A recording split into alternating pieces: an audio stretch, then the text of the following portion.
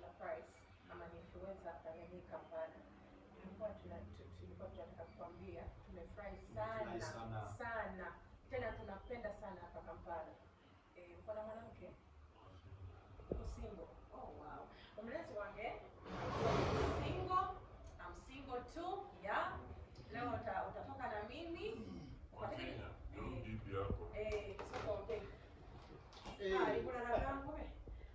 Wakenya mambo, hi.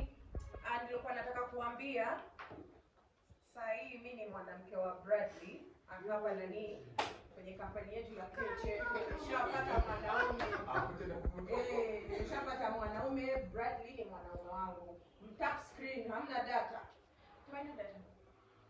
Yeah. Ini backup. Ile meni na account yako iko wapi? Ya, tuli wano bantu mange, barage kwa kumulezi wange, abakuru bange, munage basigalenga bogera amakuru mwamu ya salama. Shila Price yeti ndio Yes, ngatukomye okukula ndachina katangaza. Tebatangaza banange emirimu bwolaba nga tukola bino byonna kitegeeza nti abantu betulina mu kiseera bakoze ki baweddemu. So tekikola Shila Price abalina amasannyalaze n'eddoboozi erituuka ku bantu tolagala eddoboozi erituuka ku Uganda ali eyo omuntu aleme kwekwasa nti nze saategeera tetwagala saawulidde sitwagala saategedde yensonga etuleesezza abantu bano basobole okubatukako naye omusokolosokolo gye muli muntu yenna yinna gy'oli. Project asegana talaama jangu otwegatteko otegeere okukola ssente kyeki n'okuba obulungi kyeki. Okuba obulungi kyeki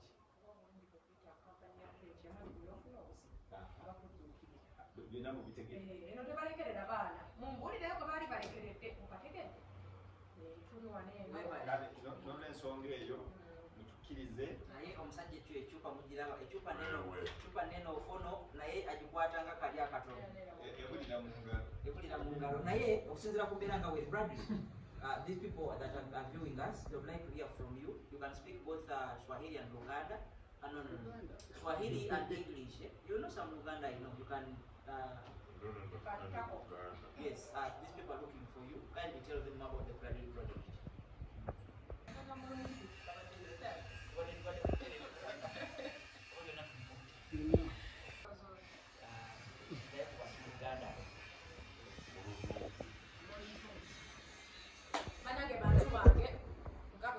The Bradley project running Keche mutegwa tegwegwa okomirimu n'olwekyo gwenga oli eyo emirimu gyayitiridde wano obungi abaana bagenda abaana bangi tebalina gwe bagenda giwaabwe mutajje wano munaakola mutya mutambule jangu ne passport yo jangu na buli kimu ekyetaagisa kampani ya Keche mu social media handles zonna kuliko amanamba g'osobola okukuba oba n'osobola okubeera nga weetuukira wano tewali gwe bagoba. Abaana abomuwola mujje mwekolerere mugende mwekolerere otandike ofune entandikwa ate abaana ab'obulenzi mugenda kuba babbi mubeere ne bashuga mami abaana ab'obulenzi babakozesa okategedde babana oli aseka nalowooza mugamba bannange yaggibwa n'olwekyo bantu bange mulina okujja wano bano bakama bange olukulu muwanguya aviira ddala eri Saudi Arabia musajja muwalabu ddala oli mwami Mr. Wakaima ye Katikkiro kakati oli gwe mulaba Bradley wa Kenya mumumanyi bulungi my future husband. Thank you so much. Yes.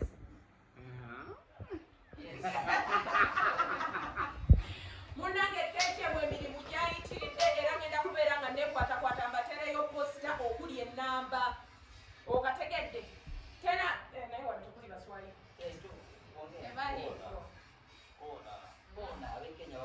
tena Wakenya nilikuwa nimekuja kuwasalimia mambo. Tuko na kampani ya Keche huko Kenya, tuko na branch nyingine. Unaweza kwenda kuna wanataka watu wangapi? 1000 Uganda, 1000 Kenya next week. Tegedde 1000 abantu olukumi olulamba n'olwekyo bantu bange Keche mu Kidjogi mumbuulireyo travel agents eringa Keche ng'abaana bafuluma bwe bayingira. Ngashira bwagambye akuza abaana b'obuwala mugende mukole naye kankunga abaana b'obulenzi. Abaana b'obulenzi kakati abaana b'obulenzi tuli mu kuyita obwana bonna bu DND, tuli mu kuyita obwana bonna obunoonya obusimu obutono, tuli mu kuyita obwana bonna obudduka mu kirasi ng'omusomesa akyasomesa. Mujje tugenda kutandikirawo emirimu, contracts we ziri mu keece, obeerekaana ka bulenzi ng'olinamu ssente zesobola okulabirira omwana ow'obuwala bw'oba ng'oyagadde okumufuna. Ndowooza ebisigadde n'ebinaddirira tujja kubigattirako awo ng'embeera bwetambulira ddala okugenda maaso. Mpozi kirabo olina akatale ke. Akatale ke kabannange tubakunze kamala ejje mufune emirimu beetaaga abantu lukumi visa zammwe weeziri tayaali simanyi munnange naye nga tubakunze buli lunaku nsiba mbakunga era nejjidde wano nabagamba kampani ya KHM tesenguka bw'ofuna any problem office weeri sigamba nti ogenda kukeerebere ng'esengusenga amazzi g'okuki g'obusasi osanga wasengusenga muli obutaka obwesenda kampani weeri wano abakulu webali wano tebalina webagoba bw'oba olina any complaints jangu ne complaints zammwe tezikyaliyo abaana bagenda bugenzi abaana beeyongedde okwagala KHM kweyongedde okwetaaya okategedde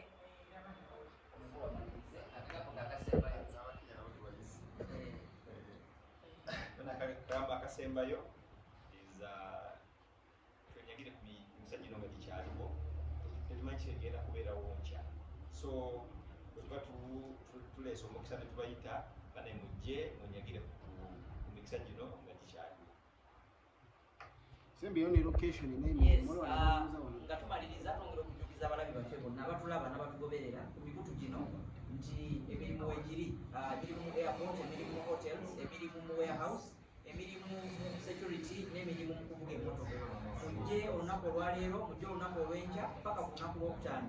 Olunaku lwokutaano tugenda kubeera Iganga ku kitebe kyaffe eky'Iganga emabega w'ekitebe kya district. Ab'Iganga tujja ne Bradley mubeere awo agenda kuba awandiisa abantu bonna, ndowooza n'omukyala Shira Price bw'ogatta eyali mukwano naye oyo asula ku kitanda kyenkanaki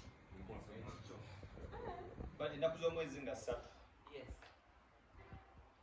KHM amakulu gonna gibamulekera KHM tusangibwa ennaku z'omwezi nga 4 Iganga KHM tusangibwa Nankulabe kukuba erikirire Nabulagala totunula walala wonna mukasi ogamba owabuda nti ngenda ku KHM Nabulagala agenda kuvuga akuleeta bulungi. Enamba zaffe ez'essimu abakulu bano bagenda kuziteekako awo nzikubeko naye nyinza okuzibasomerako 0702 zira emirundi 3 7 emirundi 3 0700 zira emirundi 3 7 emirundi 3 ne 0771 165 emirundi 3 0702 000 0700 000 ne 0771 165 1 bakulu wembanga mwine address emibiro gitukwaze oine pesa elijjako VDN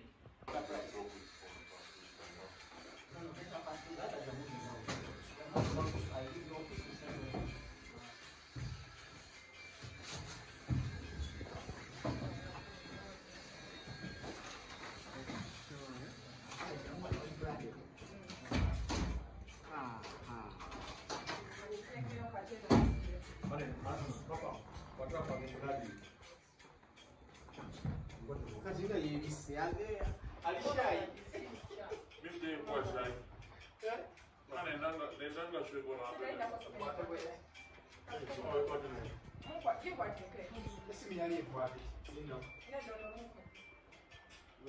aha kile maso nomushana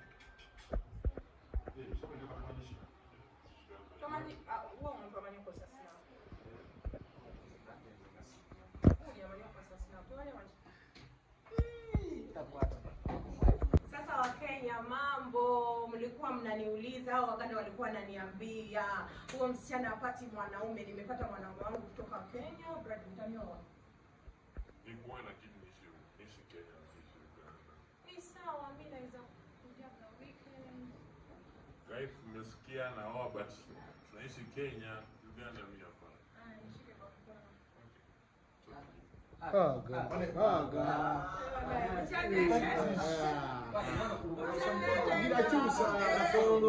Chusa. Hey, boat you. I'm a black man. Ona diba gwerero.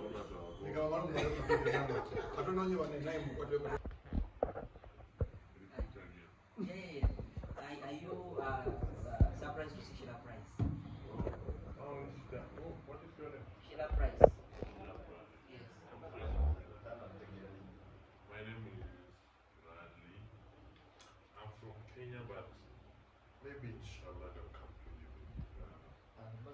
But I live in Uganda, but I work in Kenya. But I work in Uganda. That's okay.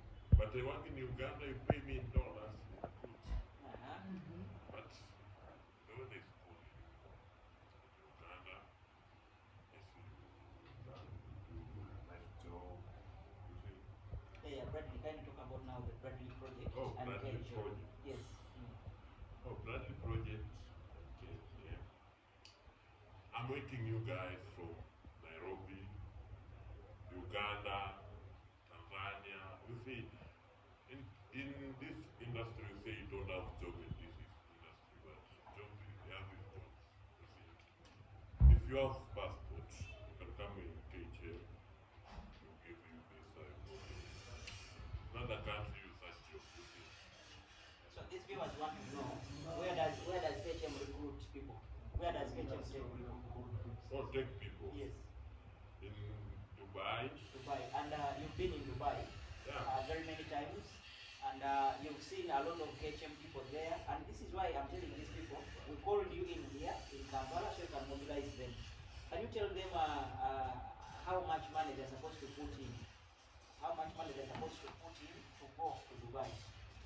Yeah, in Kenya, Uganda money or Kenya Ugandan money. Ugandan money is 1.5, but salary is 1.2.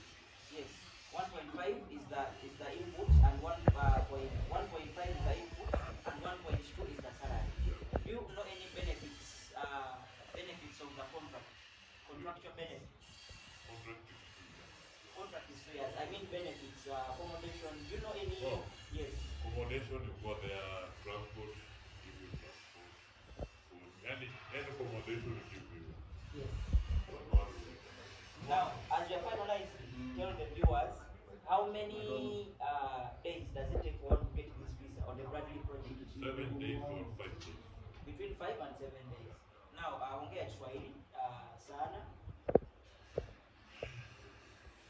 Swahili. So, guys, leo niko Uganda, KHM. Na mnasemanga au Bradley, mmejaa DM yangu Bradley, oh, need job, nataka job. Guys, sasa kama uko na visa, uko na passport, kuja pale KHM, iko Nairobi, iko Uganda, ukitaka kazi unaenda pale. Ukienda pale, nasikia kwanza Nairobi wanataka watu 1,000. Need 1,000 people. Yeah, in Uganda specifically, Nairobi we are going next week. Oh, Uganda wanataka watu 1,000.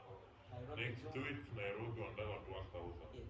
Sasa mimi nimesoka DM Bradley need job and need job. If you want job, come in Uganda or in Nairobi. Ngoja, if you want with passport, visa is 7 days or 5 days. Can go to. Okay. Thank you so much, Bradley. Bradley is a very humble gentleman, like you're seeing him. And Bradley, we are so happy to receive you in Uganda. Thank Guys of English, this is the Bradley Project. Bradley Project 2025. This project ends just in a month.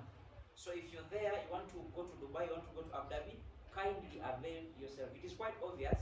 KHM is the leading labor exporting firm in the region. So avail yourself wherever you are. Come with your passport, Ugandan passport. We are going to take you to Dubai in not less than 14 days. Come, we have a lot of opportunities. We have airport opportunities. We have hotel opportunities. We have warehouse opportunities, hypermarkets, security guards, drivers.